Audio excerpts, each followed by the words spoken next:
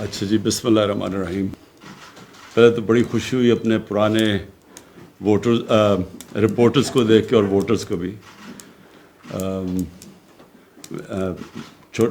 بڑی چھوٹی عمر کے تھے تو ماشاءاللہ آپ سب بڑے ہو گئے ہیں. اچھا جی، میرا آج کا میں خاص یہ میڈیا ٹاک اس لیے کر رہا ہوں کہ ہم جو دیکھ رہے ہیں کرونا کے کیسز یہ بڑی تیزی سے بڑھ رہے ہیں. اور ہم نے کل بھی میٹنگ کی NCC کی، اور آج جو ہم نے دیکھا تقریباً 50 کے اوپر اب ہماری اموات دن کی ہو گئی ہیں. تو یہ بڑی تیزی سے اوپر جا رہی ہیں، اور خوف مجھے یہ ہے کہ ہمارے ہاسپٹلس پہ بہت تیزی سے پریشر پڑنا شروع ہوگا.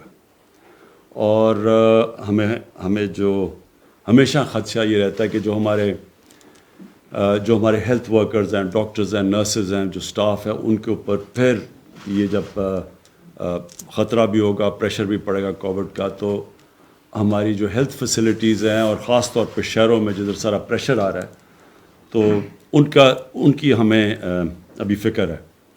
تو میں آج جو پیغام دینا چاہتا تھا اپنی قوم کو وہ یہ کہ ہم بڑی مشکلوں سے ایک ایسے معاشی حالات سے نکلے ہیں جو کہ آج باقی دنیا کے لوگ اتنے خوش قسمت نہیں ہیں. ساتھ والا ملک ہمارا ہندوستان ہے، ادھر بہت برے حالات ہیں. کرونا سے بھی زیادہ بہت لاکھ سے اوپر لوگ مر چکے ہیں. لیکن اس کے علاوہ جو ان کے معاشی حالات ہیں وہ بہت برے ہیں دنیا میں. بلکہ سمجھا جاتا ہے کہ ہندوستان وہ ملک ہے جدھر سب سے زیادہ اکانومی کو متاثر ہوئی ہے اس سے. تو ہمیں اللہ نے بڑا اچھا بھی نکال دیا. ہماری اگر ہم موازنہ کریں باقی ملکوں سے تو ہماری اموات بھی نیچے ہیں، اور ہماری جو اکانومی وہ سارے بر صغیر میں سب سے تیزی سے ریکور کی ہے. لیکن مجھے اب خطرہ یہ ہے کہ یہ جس طرح تیزی سے ہمارے کیسز بڑھ رہے ہیں کہ اس کا اگر ہم نے صحیح معنی اور قوم نے مل کے اس کا صحیح معنی میں ہم نے احتیاط نہ کی، اور اب آگے سامنے ایک بحیثیت قوم ہم نے اس کا مقابلہ نہ کیا، تو ہمارے ہسپتالوں میں پریشر کے علاوہ ہمارے معاشی حالات بھی بگڑ سکتے ہیں. تو میں آج اس لیے اپنی قوم سے اپیل کر رہا ہوں کہ یہ جو ہم اگر کامیاب ہوئے تھے جب پہلی دفعہ یہ کرونا کے کیسز بڑھے، تو اس کی بہت بڑی وجہ یہ تھی کہ قوم نے پوری طرح مل کے گورنمنٹ کے ساتھ مقابلہ کیا اس کا. یعنی ہر جگہ جو بھی ہم نے کہا قوم نے اس کے اوپر چلی. ہم نے واحد ملک تھا جس نے رمضان کے دوران مسجدیں نہیں بند کی. پاکستان وہ ملک ہے، ساری مسلمان دنیا میں مسجدیں بند کی گئی، پاکستان نے نہیں کی. لیکن ہم کامیاب اس لیے ہوئے کہ علماء نے ہمارے ساتھ پوری گورنمنٹ کے ساتھ مل کے پوری تعاون کیا. انہوں نے اپیل کیا، مسجدوں نے SOPs کے اوپر پوری طرح عمل کیا.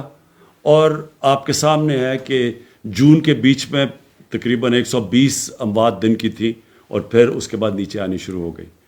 تو اب بھی میں اپیل کرنا چاہتا ہوں اپنے علماء سے، اپنے اوپینین میکر سے، سب جو بھی معاشرے میں جو بھی بڑے ہیں، سب کو یہ کہنا چاہتا ہوں کہ دیکھیں یہ جو چیلنج اب سامنے ہے، اللہ نے اگر ایک دفعہ ہمارے اوپر اپنا کرم کیا تھا تو ہم اس کا شکر اس طرح ادا کریں کہ اب سب ذمہ داری لیں اس کی. قوم مل کے، گورنمنٹ اور قوم مل کے اس یہ جو دوسرے بڑی تیزی سے جو کیسز بڑھ رہے ہیں، ہم سب مل کے اس کے سامنے کھڑے ہوں. میں جو دوسری چیز کہنا چاہتا ہوں وہ یہ کہ ہم نے فیصلہ کیا ہے کہ ہم اپنی فیکٹریاں نہیں بند کریں گے. ہم روزگار میں جو بھی چیزیں روزگار دیتی ہیں ہم ان کو بند نہیں کریں گے. ہم اپنے لوگوں کے اوپر وہ جو مثلاً اس وقت یورپ میں، انگلینڈ میں انہوں نے پورا لاک ڈاؤن کر دیا ہے، ہم وہ نہیں کریں گے. کیونکہ ہمارے ملک کے اندر جو دہاڑی دار ہیں، جو وہ طبقہ جو کہ دن میں محنت کر کے اپنے بچوں کا پیٹ پالتا ہے، ان کو ہم بے روزگار نہیں کر سکتے. تو ہم نے یہ فیصلہ کیا ہوا ہے. لیکن میں سب کو کہوں گا جو فیکٹریاں چلا رہے ہیں یعنی جن کی دکانیں ہیں, جو ہم نے شاپنگ مالز بھی ہیں, ایس او پیز کے اوپر سب نے چلنا ہے. اور سب سے آسان ایس او پی ہے کہ اپنے یہ ماسک پہنیں. یہ سب سے زیادہ ایک آسان چیز بھی ہے, لیکن اس سے وہ پھیلتی سب سے کم ہے, یہ جو کرونا وائرس ہے, جو کووڈ ہے. تو اس لیے یہ سب اس کو پہن کے پھریں, پبلک میں جدھر جائیں اس کو پہنیں, تاکہ ہم کسی نہ کسی طرح یہ جو تیزی سے پھیل رہی ہے یہ کووڈ, اس کا جو پھیلاؤ ہے اس کو روکیں.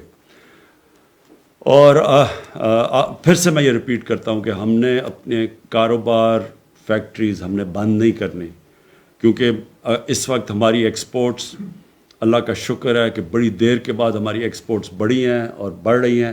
اور ہماری اگر ہم مقابلہ کریں ہندوستان اور بنگلہ دیش سے, کووڈ میں ان کے ہمارے سے پیچھے, ہمارے ان سے ہم تیزی سے آگے بڑھے. اور فیصل آباد ابھی میں ہو کے آیا تھا, وہاں ساری ہماری ٹیکسٹائل انڈسٹری پوری طرح چل رہی ہے اب وہاں, بلکہ ان کو اب لیبر کی کمی ہو گئی ہے, اتنی تیزی سے وہ فیکٹریاں چل رہی ہیں. تو ہم اب ان کو بند نہیں کریں گے, کیونکہ ہم نے یہ فیصلہ کیا ہے کہ اگر ہم کرونا سے بچاتے بچاتے اپنے لوگوں کو بھوک سے نہیں مار سکتے, اور مشکلوں سے اگر ہمارے حالات اب بہتر ہوئے ہیں تو ہم اپنی اکانومی کو نہیں روکیں گے. تو میری اپیلز جو میں نے آپ سب کو آج بلایا, میری اصل وجہ یہ تھی کہ لوگوں کو احتیاط کرنی چاہیے, ذمہ داری لینی چاہیے.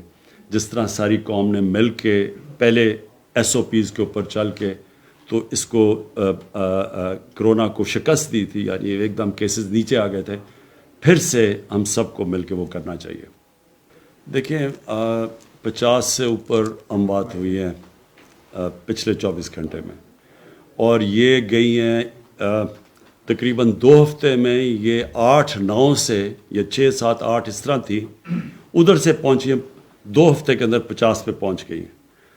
اور اگر یہ احتیاط نہ کی, آپ دیکھتے رہیں گے کیونکہ یہ تو ساری اب ریکارڈڈ ہیں, تو یہ اسی طرح بڑھتی جائیں گی.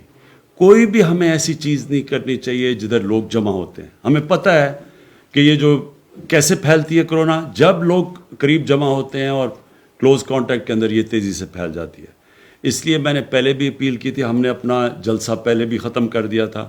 ہم نے یہ فیصلہ کیا تھا کہ اس وقت جب تک یہ ہم اس کے اوپر قابو نہیں پاتے, یعنی نیچے نہیں جاتی کرو, تب تک ہم کوئی پبلک گیدرنگ نہیں کریں گے. اور یہ اس وقت اسلام آباد ہائی کورٹ کا بھی آرڈر ہے, لوگوں کی جانوں کو خطرے میں ڈال رہے ہیں. یہ کوئی فائدہ نہیں ہونا ہے جلد سے جلوس سے, کوئی کسی کو این آر او نہیں ملنے لگا, جتنے مرضی آپ جلد سے جلوس کر لیں, لیکن لوگوں کی جانوں کو خطرے میں ڈال رہے ہیں. اس لیے ہم بالکل اس کی اجازت نہیں دیں گے.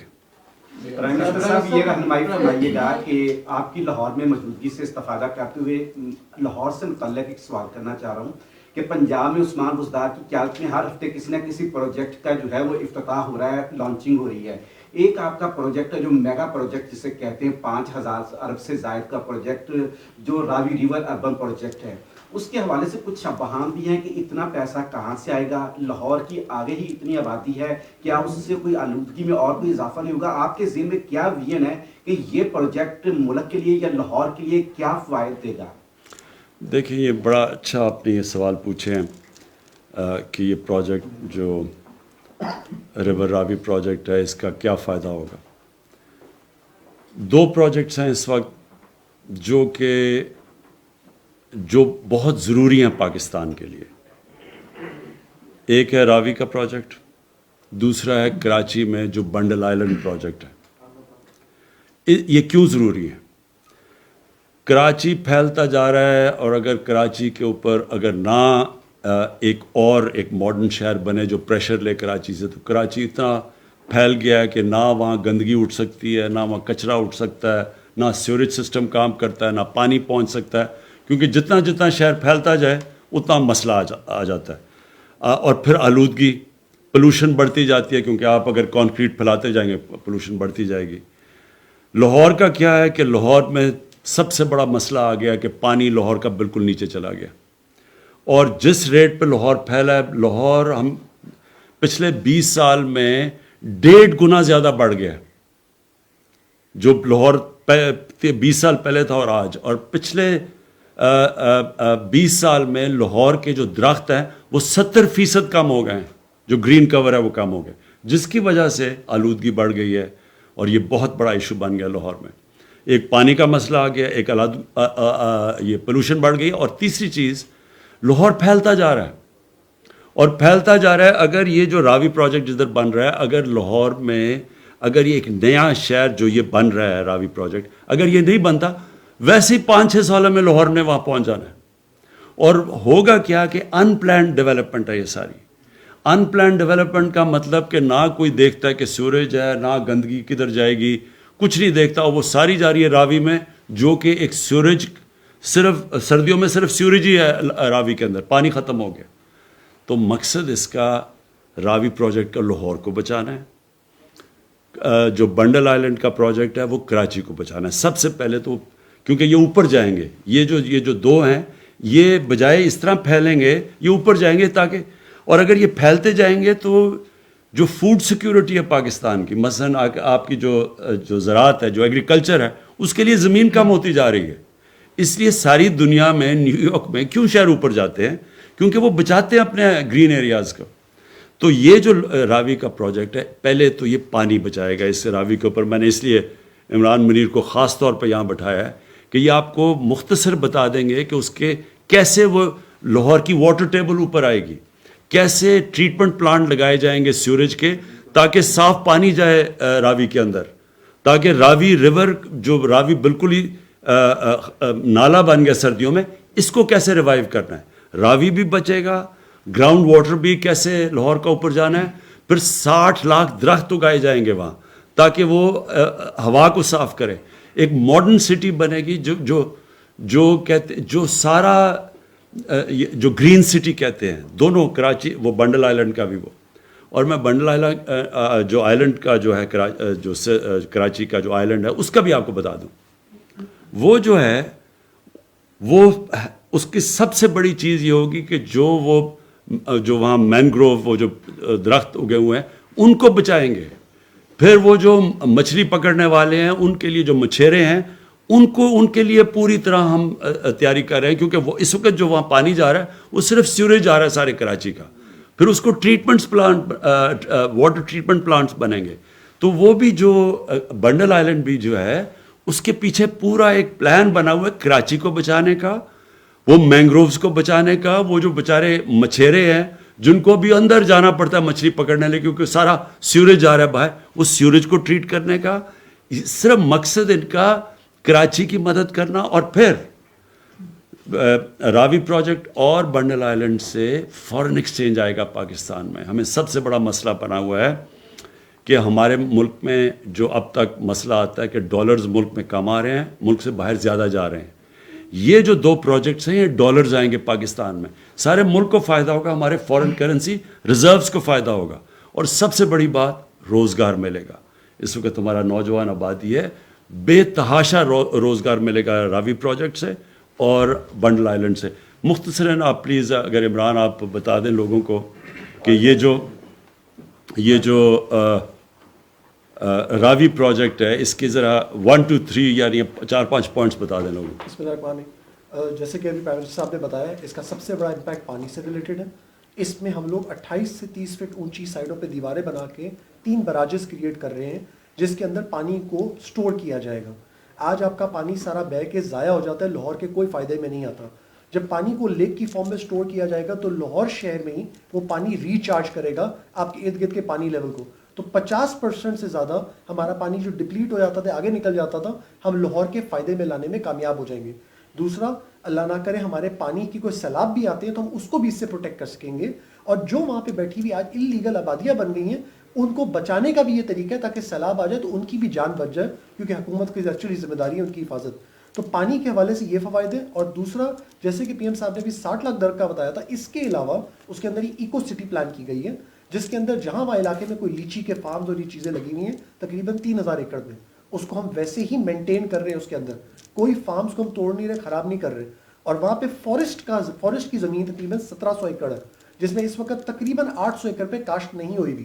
ہم اس کی بھی کاشت ایڈ کریں گے. تو اگر آپ یہ سب کچھ ایڈ کر لیں تو وہاں 60 لاکھ بھی شاید یہ درخت 72 سے 75 لاکھ تک پہنچ جائے.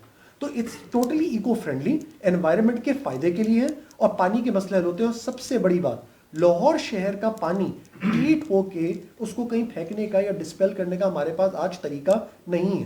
ہم نے پھینکنا دریائے راوی میں، پانی بہ جائے گا، اینڈ میں جا کے کہیں سمندر میں گر جائے گا، ضائع ہو جائے گا. یہاں پہ 7 واٹر ٹریٹمنٹ پلانٹ لگائے جا رہے ہیں جو لاہور شہر کا پانی بھی ٹریٹ کرے گا اور وہ جو راوی کے ارد گرد اگر وادیاں بنتی ہیں ان کا بھی پانی ٹریٹ کرے گا. تو اس پانی کے ذخیرے کو بچانے سے ہم اپنے فیوچر کے پانی کے مسائل بھی حل کر لیں گے.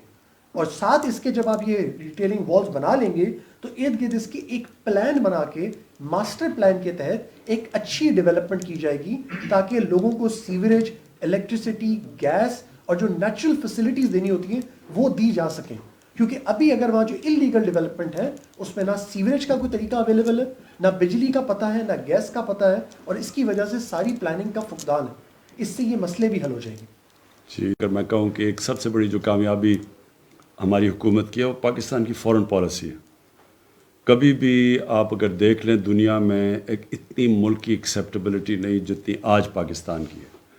اب تک یہ ہوتا رہا تھا کہ ہندوستان ایک بڑا اچھا ملک تھا اور پاکستان صرف دہشت گردوں کا تھا. آج آپ دیکھ لیں انٹرنیشنل پریس صرف اور صرف ہماری حکومت کی انٹرنیشنل لابنگ کی وجہ سے آج دنیا میں جدھر جدھر ہم نے جا کے اپنی فارن پالیسی اور ایکسپوز کیا ہے کہ جو ہندوستان کر رہا ہے اس وقت کشمیر میں اور ہندوستان میں، کبھی بھی یہ کامیابی پاکستان کو نہیں تھی. اور اگر آپ کسی بھی جو جانتا ہے فارن پالیسی جو ہمارے فارمر ڈپلومیٹس ہیں، جو پرانے ڈپلومیٹس، کسی سے پوچھ لیں کہ جدھر آج پاکستان کھڑا ہے کبھی پچھلے 50 سال میں بتا دیں کہ پاکستان کی یہ سٹینڈنگ تھی. نمبر 2، یہ جو افغانستان کے ساتھ اس وقت پاکستان کا جو رول ہے، آپ اس سے پہلے دیکھ لیں کہ افغانستان پاکستان کو سمجھتا تھا کہ ہم ان کے مخالف ہیں، ہندوستان کے وہ زیادہ قریب تھا. امریکہ ہمیں کہتا تھا کہ ہم دوگلی گیم کھیل رہے ہیں، ڈو مور کرو. آج امریکہ اپریشیٹ کر رہا ہے پاکستان کو. آج افغانستان سے ہمارے بہترین تعلقات ہیں. وجہ کیا اس کی کہ آج پاکستان کو دنیا یہ سمجھتی ہے وہ ملک جو کہ امن لے کے آ رہا ہے افغانستان میں، جس نے پوری کوشش کی سب سے پہلے کہ امریکی اور طالبان کی بات چیت کروائی اور اس کے بعد پھر افغان گورنمنٹ اور طالبان کو بٹھایا. وہاں مشکلات ہیں لیکن پاکستان کا ایک پازیٹیو رول دنیا آج ایکنالج کر رہی ہے. آج ہمیں کوئی ڈو مور نہیں کہہ رہا. اور یہ اگر آپ دیکھیں تو مجھے ذرا دیکھیں پچھلے 20 سال میں پاکستان کو کتنی ذلت کا سامنا کرنا پڑا ہے کہ ڈو مور کہیں اور پھر ہمیں برا بھلا بھی کہا.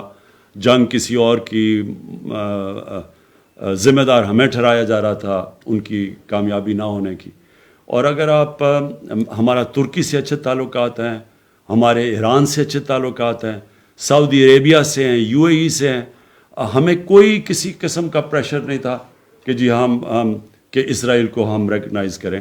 پاکستان کا تو موقف ہے، قائد اعظم کی 1948 میں اسٹیٹمنٹ دی ہوئی تھی کہ جب تک کہ فلسطینیوں کو ان کا حق نہیں ملے گا، انصاف نہیں ملے گا، ہم ان کو تسلیم نہیں کر سکتے. اور اسی پہ پاکستان کھڑا ہے. دیکھیں میں بار بار کہتا ہوں پاکستانیوں کو کہ ہمارا سب سے بڑا اثاثہ بیرون ملک پاکستانی ہیں. ان کے ابھی تک ہم نے پاکستان میں وہ سسٹم ہی نہیں بنایا تھا کہ وہ اپنا پیسہ پاکستان لا سکیں. زیادہ سے زیادہ وہ کوئی پلاٹ لیتے تھے اور ان کے اوپر بھی قبضے ہو جاتے تھے.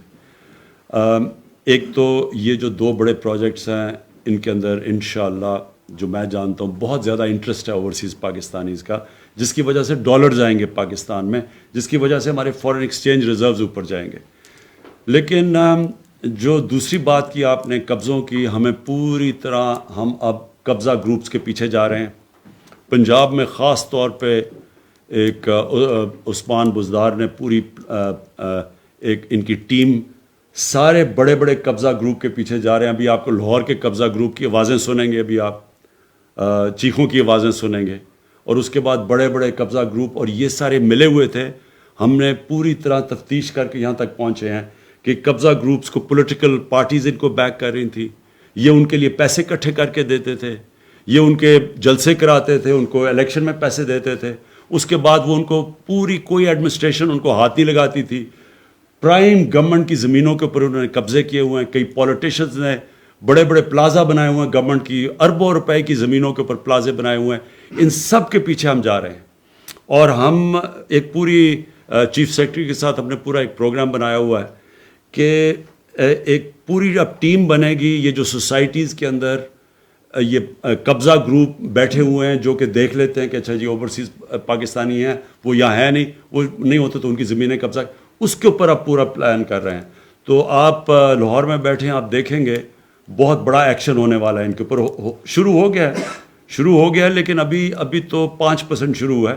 یہ آپ دیکھیں گے کہ ہم ایک قبضہ گروپ کے پیچھے جا رہے ہیں. مہنگائی کا تو میں یہ کہہ دوں کہ ہمیں ایک تو شوگر مافیا, وہ تو اب کمپٹیشن کمیشن نے بتا دیا کہ یہ ملک کے مونوپلیز بناتے ہیں اور پھر یہ ملک کے قیمتیں بڑھا دیتی ہیں چینی کی.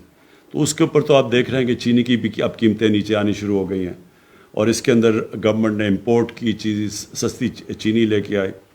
اور ہمیں پہلے یہی نہیں پتا تھا کہ شوگر مل ایسوسیشن ہی بتاتی تھی کہ قیمت کیا ہے چینی کی, وہی بیچ رہے ہیں, وہی بتاتے تھے قیمت کیا ہے, اور وہی پھر کہتے تھے کہ جی اتنی چینی ہو گئی ہے. اور کئی تو اب انہوں نے جو چینی ہمیں بتائی وہ زیادہ بتا دی, بعد میں پتہ چلا کہ کم ہے, اور جب کم ہوتی ہے قیمتیں اوپر چلی جاتی ہیں. یہ پورا ایک ہمیں پہلی دفعہ تجربہ ہوا ہے کہ کس طرح ایک مل کے مہنگائی کی جاتی ہے. اور گندم کا مسئلہ ادھر سے شروع ہوا کہ 2 سال غلط ٹائم پہ بارش ہو گئی, کٹائی کے وقت بارش ہوئی, اس سے ہماری گندم کم ہو گئی. جب گندم کم ہوئی تو اس کی قیمت اوپر چلے گی, اور ہمیں اسیسمنٹس دی گئیں وہ غلط دی گئی فوڈ سیکورٹی کی طرف سے, اور پھر جو ہم نے امپورٹ کی وہ تھوڑی لیٹ ہو گئی جس کی وجہ سے قیمت اوپر چلی گئی. لیکن ایک منٹ ٹھہر جائیں. لیکن جو آپ نے بات کی نا, اس کے علاوہ 2 بڑے مسئلے تھے پاکستان کے.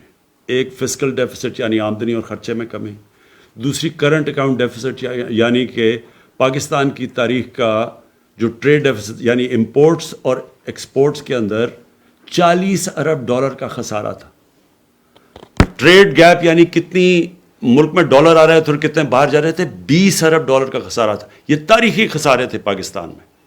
2 سال کے بعد آج ہمارا جو کرنٹ اکاؤنٹ ڈیفیسٹ کہتے ہیں, جس کے اوپر ریٹنگ ہوتی ہے ملک کی, یہ 17 سال کے بعد ایک کوارٹر یعنی پورے کوارٹر کے اندر جو ہمارا پہلی 17 سال کے بعد نفع میں گیا یعنی سرپلس میں گیا. دوسرا جو فسکل ڈیفیسٹ ہے آمدنی اور خرچے میں, اگر ہمیں انہوں نے جو لیے ہوئے قرضے ان کی قسطیں نہ دینی پڑیں, یہ بھی بڑی دیر کے بعد پاکستان کا جو فسکل سچویشن ہے وہ سرپلس میں چلی گئی ہے. پرائمری ڈیفیسٹ پرائمری سرپلس جو کہتے ہیں, وہ پہلی دفعہ پرائمری سرپلس ہوا ہے پاکستان میں بڑی دنوں کے بعد. یعنی اگر ہمیں قرضوں کی قسطیں نہ دینی پڑیں تو ہمارے جو اس وقت آمدنی ہے وہ خرچوں سے زیادہ ہے. پہلی چیز یہ جو ڈالر ہے, ہم کوئی پیسہ نہیں خرچ کر رہے, ڈالر اپنی نیچرل ریٹ کے اوپر مارکیٹ ریٹ کے اوپر آیا اور تھوڑا بڑھ بھی رہا تھا, اور انشاءاللہ یہ اب ڈالر آپ دیکھیں گے کہ مضبوط بھی ہوگا, کیونکہ جب آپ کا سرپلس کرنٹ اکاؤنٹ سرپلس ہو جاتا ہے تو سیدھا آپ کی کرنسی مضبوط ہو جاتی ہے.